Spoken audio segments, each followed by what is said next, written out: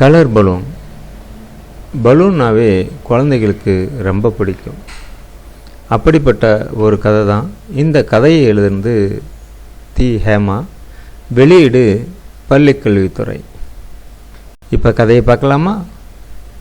பள்ளி முடிந்து வீடு வந்தால் கமலி. பேப்பர் எடுத்தாள். படம் வரைய ஆரம்பித்தாள். என்ன படம் வரையலாம்? யானை, குதிரை, கரடி, மான், காகம், கிளி வரைந்தாள். எதுவும் நன்றாக இல்லை. பிறகு பலூன் வரைந்தாள். என்ன கலர் அடிக்கலாம்? சட்டென பலூன் பறக்க ஆரம்பித்தது.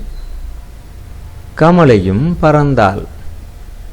எனக்கு கலர் பிடிக்கும், எங்கே நிறைய கலர் இருக்கும் என கேட்டது பலூன்.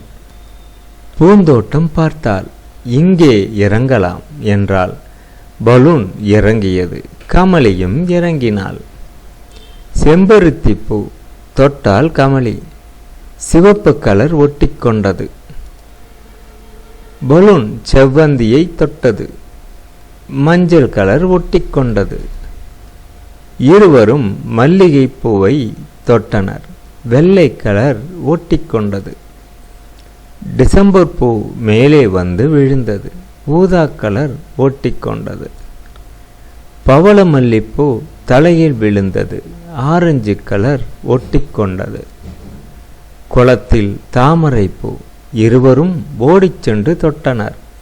இளஞ்சிவப்பு கலர் ஒட்டிக்கொண்டது. பக்கத்தில் ஆம்பல் பூ. கமலி தொட்டால் நீலம் ஒட்டிக்கொண்டது.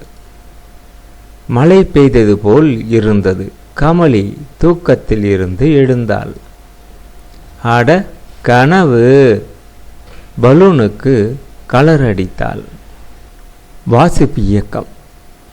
இந்த வாழ்வின் ஆகச்சிறந்த கேளிக்கை கொண்டாட்டம் ஓசையின்றி நடந்து கொண்டு இருக்கிறது. அதுதான் புத்தக வாசிப்பு. எமர்சன்.